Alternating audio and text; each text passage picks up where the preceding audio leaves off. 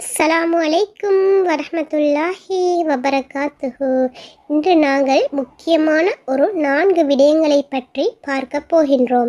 அந்த 4 விடயங்களையும் நாம் நம் வாழ்வில் முடியுமான வரை கடைப்பிடித்து வர வேண்டும்.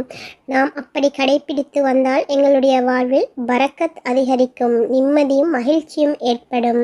நம்மில் நிறைய பேர் நினைத்து கொண்டிருக்கின்றார்கள், பரக்கத் என்றால் அனைத்திலும் அதிகரிப்பு ஏற்படுவது என்று. உதாரணமாக செல்வத்தை எடுத்துக்கொண்டால் அதிகளவான செல்வம், அதிகளவான வருமானம் என்று. அப்படியல்ல, எங்களிடம் ஒரு சிறிய அளவான பணம் இருந்தால் கூட அதில் எங்களுடைய தேவை போக எங்களிடம் மீதம் இருப்பது தான் பரக்கத் என்று நாம் எடுத்துக்கொள்ளலாம். எங்களிடம் அதிகளவான பணம் இருந்தாலும் அது எங்களுக்கு போதாமல் இருந்தால் அல்லது ஏதாவது ஒரு வழியில் செலவு வந்து கொண்டிருந்தால், எங்களிடம் 1,00,000 இல்லை 1 கோடி இருந்தாலும் அது எங்களிடம் தங்காமல் எங்களுக்கு ஏதாவது செலவுகள் வந்து கொண்டே இருந்தால் அதில் எவ்வளவுதான் பணம் இருந்தாலும் எங்களிடம் பரக்கத்தில்லை என்பது அர்த்தம்.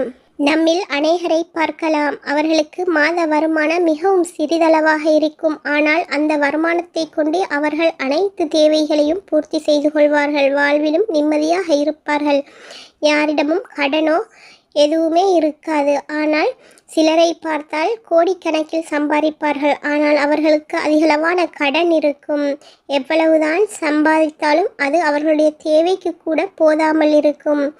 அப்படி இருந்தால் அதில் பரக்கத்தில்லை என்பதை நாம் புரிந்து கொள்ள முடியும். எனவே நாம் இதிலிருந்தே புரிந்து கொள்ள முடியும், பரக்கத் என்பது அல்லாஹ்விடம் இருந்து வரும் ஒரு வகையான அருள் என்று. இது எங்களுடைய வீடு, குடும்பம், பொருள், செல்வம் அனைத்திலுமே இருக்க வேண்டும். நாம் இந்த 4 விடயங்களையும் கடைபிடித்து வந்தால் அல்லாஹ் எங்களுடைய வாழ்வில் பரக்கத்தை ஏற்படுத்துவான். பொருளாதாரத்தில், குடும்பத்தில், எங்களுடைய செல்வத்தில், குழந்தைகளில் அனைத்துமே அல்லாஹ் எங்களுக்கு பரக்கத்தை இதன் மூலம் ஏற்படுத்துவான். எனவே நாமும் இந்த 4 விடயங்களையும் எங்களுடைய வாழ்க்கையில் முடியுமான வரையும் கடைபிடித்து வர வேண்டும். இந்த 4 விடயங்களில் முதல் விடயம் என்னவென்றால், நபிகள் நாயகம் ஸல்லல்லாஹு அலைஹி வஸல்லம் அவர்கள் கூறுகின்றார்கள், யாருக்கு ரிஸ்கில் அபிவிருத்தியும் நீண்ட ஆயுளும் வேண்டுமோ அவர்கள் குடும்ப உறவுகளை சேர்ந்து வாழட்டும் என்று. குடும்ப உறவுகள் என்று சொல்லும்போது எங்களுடைய இரத்த உறவுகளை குறிப்பிடலாம். எங்களுடன் கூட பிறந்த சகோதர சகோதரிகள், எங்களுடைய தாய் தகப்பன், அதே நேரம் எங்களுடைய குழந்தைகள், மனைவி மக்கள் மற்றும் எங்களுடைய ஏனைய குடும்ப உறவினர்களை குறிப்பிடலாம். இன்று இந்த உறவுகளை பேணுவதில் எங்களுக்கு மத்தியில் ஒரு சமநிலை, நடுநிலை இல்லை. சிலர் தங்களுடைய வாழ்க்கை துணையுடைய பேச்சை கேட்டுக்கொண்டு தங்களுடைய பெற்றவர்களை கைவிடுகின்றார்கள். சிலர் தங்களுடைய பெற்றவர்களின் பேச்சை கேட்டுக்கொண்டு தங்கள் மனமுடித்த மனைவி மக்களை கைவிடுகின்றார்கள். அவர்களுக்கு பெற்றோர்களுக்கிடையிலும் தன்னுடைய மனைவி மக்களுக்கிடையிலும் ஒரு நடுநிலையை, சமநிலையை பேணக்கூடிய தன்மை இல்லை. இவ்வாறானவர்கள் இப்படி செய்யும் போது எங்களுடைய குடும்பங்களில் எப்படி பரக்கத் ஏற்படும்? இவ்வாறு முக்கியமான குடும்ப உறுப்பினர்களிடையே நாம் சீராக ஒழுங்காக நடந்து கொள்ள முடியவில்லை என்றால் ஏனைய குடும்ப உறுப்பினர்களுடன் நாம் எவ்வாறு நல்ல முறையில் நடந்து கொள்வோம்? இவ்வாறு நாம் குடும்ப உறவுகளை துண்டித்து அவர்களுடன் நல்ல உறவுகளை பேணவில்லை என்றால் எங்களுடைய வாழ்வில் பரக்கத் இல்லாமல் போய்விடும். எனவே நாம் எங்களுடைய குடும்ப உறவுகளை சேர்த்து அனுசரித்து அவர்களுடன் அன்புடனும் ஆதரவுடனும் நல்ல முறையிலும் நடந்து கொண்டால் அல்லாஹ் எங்களுடைய வாழ்வில் பரக்கத்தை ஏற்படுத்துவான். அது மட்டுமின்றி எங்களுக்கு நீண்ட ஆயுளையும் தருவான். நாம் இரண்டாவது விடயம் என்னவென்று பார்த்தால், இதை அபூ ஹுரைரா ரலியல்லாஹு அன்ஹு அவர்கள் அறிவிக்கின்றார்கள். அடியார்கள் ஒவ்வொரு நாள் காலையில் எழுந்ததும் 2 வானவர்கள் இறங்காமல் இருப்பதில்லை. அவ்விருவரில் ஒருவர், இறைவா, உன் வழியில் செலவு செய்யும் ஒருவருக்கு பொருளை வழங்குவாயாக என்று கூறுவார். மற்றொருவர், இறைவா, செலவழிக்காமல் இருக்கும் நபருக்கு நீ அழிவை கொடுப்பாயாக என்று கூறுவார் என நபிகள் நாயகம் ஸல்லல்லாஹு அலைஹி வஸல்லம் அவர்கள் கூறியுள்ளார்கள். இந்த ஹதீஸ் புகாரியில் 1442வது ஹதீஸாகவும் முஸ்லீமில் 1010வது ஹதீஸாகவும் பதிவு செய்யப்பட்டுள்ளது. எனவே நாம் இதிலிருந்து எதை புரிந்து கொள்ள முடிகின்றது? ஆம், நாம் அல்லாஹ்வின் வழியில், இறை வழியில் தேவையுடையோருக்கு, எங்களிடம் தேவை என்று கேட்டு வருவோருக்கு, அல்லது யார் தேவையுடையவர்களாக இருக்கின்றார்களோ என்பதனை நாம் பார்த்து அவர்களுக்கு அவர்களுடைய கஷ்டங்களை நஷ்டங்களை எங்களால் முடியுமான வரையும் நீக்கி வைக்க வேண்டும். நாம் அப்படி செய்தால் அல்லாஹ்வுடைய பரக்கத் எங்களுக்கு கிடைக்கின்றது. அந்த வானவர்களுடைய துஆ எங்களுக்கு கிடைக்கின்றது. நாம் அப்படி நல்ல வழியில் செலவு செய்யாவிட்டால் அந்த வானவர்களுடைய துஆ எங்களுக்கு எப்படி வருகின்றது தெரியுமா? அவர்கள் எங்களுக்கு, யா அல்லாஹ், இறைவா, உன் வழியில் செலவழிக்காமல் இருக்கும் இந்த நபருக்கு நீ அழிவை கொடுப்பாயாக என்று பிரார்த்திக்கின்றார்கள். எனவே நாம் எங்களிடம் காசு பணங்களை வைத்து கொண்டு தேவை என்று எங்களிடம் யாராவது வந்தால், எங்களிடம் இல்லை என்று மறுத்துவிட்டால் எங்களுக்கு அழிவுதான் ஏற்படும். எங்களுடைய பொருட்களில் செல்வத்தில் பரக்கத் ஏற்படாது. நஷ்டத்தை தவிர வேறு எதையுமே நாங்கள் எதிர்பார்க்க முடியாது. எனவே நாம் ஒரு குடும்ப தலைவராகவோ குடும்ப தலைவியாகவோ இருந்தால் எங்களிடம் எவ்வளவு இருக்கின்றதோ, எங்களால் எவ்வளவு முடியுமோ அந்த அளவுக்கு, அது சிறு தொகையாக இருக்கலாம் அல்லது பெரும் தொகையாக கூட இருக்கலாம், 1 ரூபாவாக கூட இருக்கலாம் அல்லது 1,00,000 ரூபாவாக கூட இருக்கலாம். எங்களால் எவ்வளவு முடியுமோ அவ்வளவு ஒவ்வொரு நாளும் எங்களால் முடியுமான வரையும் நாம் சதக்காக்கள், தான தர்மங்கள் செய்து வர வேண்டும். நாம் அப்படி செய்தால் அல்லாஹ் அதை பன்மடங்காக்கி தருகின்றான். அல்லாஹ் எங்களுடைய செல்வத்தில் பரக்கத் செய்யும் போது நாம் 1 ரூபாவை கொடுத்தால் அல்லாஹும் 1 ரூபாய் தான் தருவான் என்று இல்லை. அதை அல்லாஹ் 1 இலட்சமாகவோ 10 இலட்சமாகவோ 1 கோடியாகவோ பெருக்கி தருவான். இதை நாம் நிச்சயம் நம்ப வேண்டும். அல்லாஹுடைய பரக்கத் அளப்பரியது. அல்லாஹுடைய கஜானா மிக பெரியது. அவன் கஞ்சன் அல்ல. எனவே நாம் அல்லாஹ்வின் வழியில் செலவு செய்தால் அல்லாஹ் எங்களுக்கு எப்பொழுதுமே உதவி செய்து கொண்டிருப்பான். எங்களுடைய சகல காரியங்களிலும் அவனுடைய பரக்கத்தை நாம் பெற்றுக்கொள்ள முடியும்.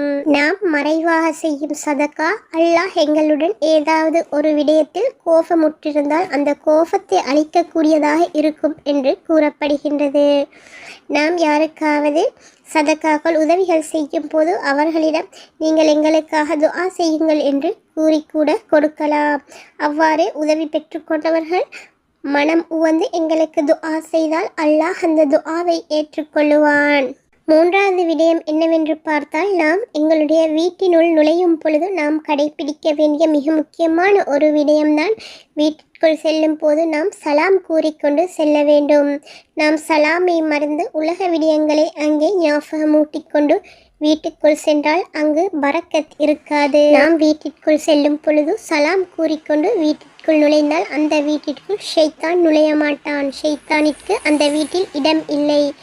எனவே ஷைத்தான் இல்லாத வீடு நிம்மதியான வீடாக, சந்தோஷமான வீடாக, பரக்கத் நிறைந்த வீடாக இருக்கும் என்பதில் சந்தேகப்பட தேவையில்லை. எனவே நாம் வெளியே சென்றுவிட்டு எங்கள் வீட்டிற்குள் செல்லும் பொழுது வலது காலை எடுத்து வைத்து பிஸ்மில் சொல்லி சலாம் சொல்லி அவுது பில்லாஹி மினஷ் ஷைத்தானி ரஜீம் என்று சொல்லி எங்கள் வீட்டுக்குள் நுழைந்தால் அந்த வீடு ஷைத்தானின் தீங்கை விட்டு பாதுகாக்கப்பட்ட வீடாக இருக்கும். அங்கு பெற்றோர்களுக்கிடையிலோ கணவன் மனைவிக்கிடையிலோ குழந்தைகளுக்கிடையிலோ எந்த விதமான சண்டை சச்சரவுகள் பிரச்சனைகள் இருக்காது. நிம்மதியும் சாந்தமும் இருக்கும், சந்தோஷம் இருக்கும். எனவே நாம் எங்களுடைய வீட்டிற்குள் நுழையும் பொழுது இந்த விடயங்களை கடைபிடிப்போம். இவ்வாறு நாம் வீட்டிற்குள் நுழைந்தால் அந்த வீடு ஷைத்தானின் தீங்கை விட்டு பாதுகாக்கப்பட்ட வீடாக, பரக்கத் நிறைந்த வீடாக, சந்தோஷம் நிறைந்த வீடாக இருக்கும். வீட்டில் பரக்கத் இருக்கும் என்றால் அந்த வீட்டில் முதலாவது நிம்மதி இருக்க வேண்டும். நாம் இவ்வாறு சொல்லிவிட்டு வீட்டினுள் நுழைந்தால் அந்த வீட்டில் நிம்மதி இருக்கும். சிலர் சொல்வதை நாம் கேள்விப்பட்டிருப்போம். எங்கள் வீட்டுக்குள்ளேயே கணவன் மனைவிக்கிடையில் ஏதாவது பிரச்சனைகள் வரும்போது சொல்வதை நாம் கேள்விப்படுவோம். வீட்டிற்குள் வந்தால் எனக்கு நிம்மதியே இல்லை, வெளியே சென்றால் நிம்மதியாக இருக்கின்றது, வீட்டிற்குள் வந்தால் எப்பொழுதும் பிரச்சனை தான் என்று நாம் எங்கள் வீட்டிற்குள் சலாம் சொல்லாமல் அவுது பில்லாஹி மினஷ் ஷைத்தானி ரஜீம் என்று சொல்லி ஷைத்தானின் தீங்கை விட்டும் பாதுகாப்பு தேடாமல் எங்கள் வீட்டுக்குள் அல்லாஹ்வின் பெயரை கூறி நுழையாமல் இருந்தால் இவ்வாறான பிரச்சனைகளுக்கு நாம் முகம் கொடுக்க வேண்டி ஏற்படும். எனவே நாம் இவ்வாறு எதுவுமே சொல்லாமல் உலக விடயங்களை மட்டுமே சிந்தனையாக கொண்டு வீட்டிற்குள் நுழைந்தால் இந்த பிரச்சனைகள் ஏற்படும். எனவே நாம் ஷைத்தானிடமிருந்து பாதுகாப்பு தேடியவாறு அல்லாஹ்வின் பெயரை கொண்டு எங்கள் வீட்டிற்குள் நுழைய வேண்டும். அடுத்ததாக நான்காவது விடயம் என்னவென்று பார்த்தால், நபிகள் நாயகம் ஸல்லல்லாஹு அலைஹி வஸல்லம் அவர்கள் கூறியிருக்கின்றார்கள், ஃபஜ்ருடைய வேளையில் பரக்கத் இருக்கின்றது என்று. நாம் தஹஜ்ஜத்து கிளம்பி தஹஜ்ஜத் தொழுது அல்லாஹ்விடம் துஆ செய்து திக்ருகள் செய்து அதுக்கு பிறகு சுபஹ் தொழுகையை நிறைவேற்றி அந்த நேரத்திலும் அல்லாஹ்விடம் துஆ செய்து திக்ருகள் செய்து எங்களுடைய காரியங்களை ஆரம்பித்தால் அல்லாஹ் எங்களுடைய அந்த காரியங்களிலும் பரக்கத் செய்கின்றான். நபிகள் நாயகம் ஸல்லல்லாஹு அலைஹி வஸல்லம் அவர்கள் துஆ செய்திருக்கின்றார்கள், யா அல்லாஹ், காலை வேளையில் என்னுடைய உம்மத்திற்கு நீ பரக்கத் செய்வாயாக என்று. எனவே எங்களுடைய வீட்டில் பிள்ளைகள், கணவன், மனைவி என்று குடும்பமாக எழுந்து காலையில் தஹஜ்ஜத் தொழுது சுபஹ் தொழுது அந்த ஃபர்லுடைய தொழுகையும் சுன்னத்துடைய தொழுகையும் நிறைவேற்றினால் அல்லாஹ் எங்களுடைய வாழ்வில் எவ்வளவு பரக்கத்தை ஏற்படுத்துவான் தெரியுமா? நாம் எங்களுடைய காரியங்களை காலை வேளையில் ஆரம்பித்தால் அந்த காரியத்திலும் பரக்கத் ஏற்படும். நாங்களும் ஒரு சுறுசுறுப்பை உணரக்கூடியவர்களாக இருப்போம். எனவே தொழுகையை நிறைவேற்றக்கூடிய வயதில் எங்களுடைய வீடுகளில் எத்தனை பேர் இருக்கின்றோமோ அவ்வளவு பேரும் எழுந்து அந்த ஃபஜ்ருடைய தொழுகையை நிறைவேற்றுவது கட்டாயம். இந்த ஃபஜ்ருடைய நேரத்தில் நாம் எழுந்து ஃபஜ்ருடைய தொழுகையை நிறைவேற்றாமல் தூங்கிக் கொண்டிருந்து காலையில் எழுந்தால் எங்களுடைய எந்த காரியத்திலுமே பரக்கத் ஏற்படாது. எங்களுடைய உடம்பில் நாம் ஒரு சோம்பேறித்தனத்தை உணரக்கூடியவர்களாக இருப்போம். ஆகவே நாம் காலையில் எழுந்து இந்த ஃபஜ்ருடைய தொழுகையை நிறைவேற்றி எங்களுடைய காரியங்களை ஆரம்பிப்பதை வளமையாக்கிக் கொள்ளுவோம். எனவே நாமும் இந்த 4 விடயங்களையும் எங்களுடைய வாழ்வில் கடைபிடிப்பதை வளமையாக்கிக் கொள்ளுவோம்.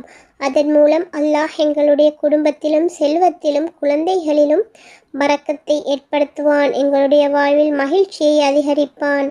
அஸ்ஸலாமு அலைக்கும் வரஹ்மத்துல்லாஹி வபரகாத்துஹு.